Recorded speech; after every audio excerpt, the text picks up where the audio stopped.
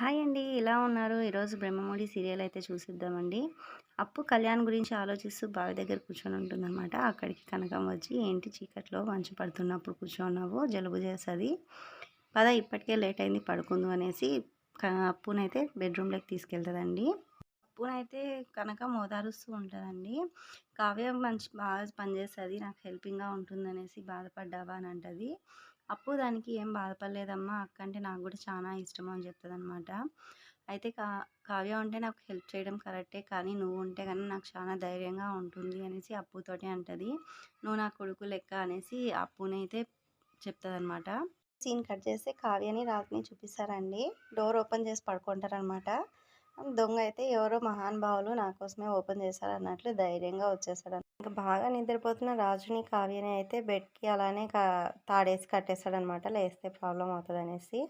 ఇంక అంతలోనే మెలకువ వచ్చి ఇద్దరు లేసి దొంగ దొంగ అని అరచకుండా కావ్య అయితే దొంగని అలానే చూస్తూ ఉంటదండి. "ఎందుకే అలా చూస్తున్నావు?" అనేసి రాజు అడిగితే, "ఉండండి దొంగని లైవ్‌లో చూడడం ఇదే ఫస్ట్ టైము. చూడనీయండి కళ్ళారా" అని చెప్పి చూస్తూ ఉంటదనమాట.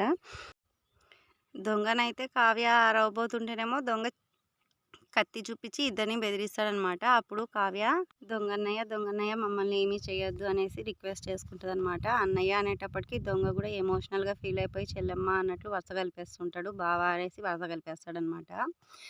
ఇంకైతేనేమో డబ్బులు, నగలు అన్నీ ఎక్కడ దాచారన్నయ్య అని అడుగుతాడనమాట. అప్పుడు కావ్య, "ఎక్కడుంటాయన్నయ్య, ఏమి ఉన్నియడు మీ బావ, అన్నీ తీసుకెళ్ళి బ్యాంక్‌లో పెట్టాడనమాట" అని అంటుంది.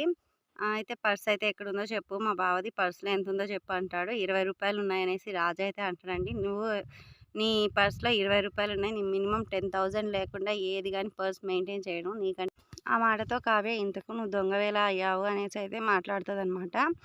"ఏం చేసేదమ్మా మీ వదినకి చీరలు, ఎదురింటోళ్ళు చీరలు, పక్కింటోళ్ళ నగలు చూసి నాకు కూడా కావాలి లేకపోతే నేను చచ్చిపోతాను" అనేసి అంటుంటే భయపడి ఇలా దొంగతనం అయితే చేస్తున్నాననేసి చెప్తాడండి.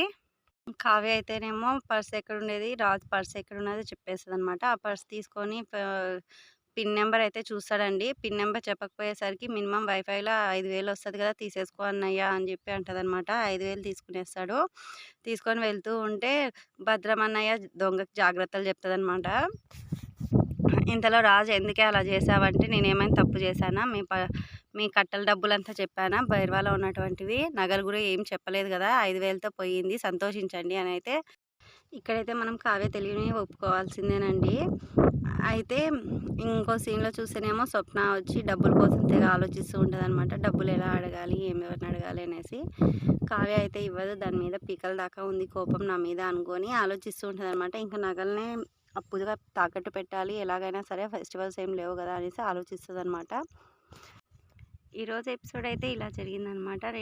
రేపటి ఎపిసోడ్‌లో ఏం జరుగుతుందో చూసే ముందు మన ఛానల్‌ని అయితే లైక్ చేయండి, షేర్ చేయండి. మరిన్ని వీడియోస్ కోసం సబ్స్క్రైబ్ చేసుకోవడం మర్చిపోకండి. Thank you.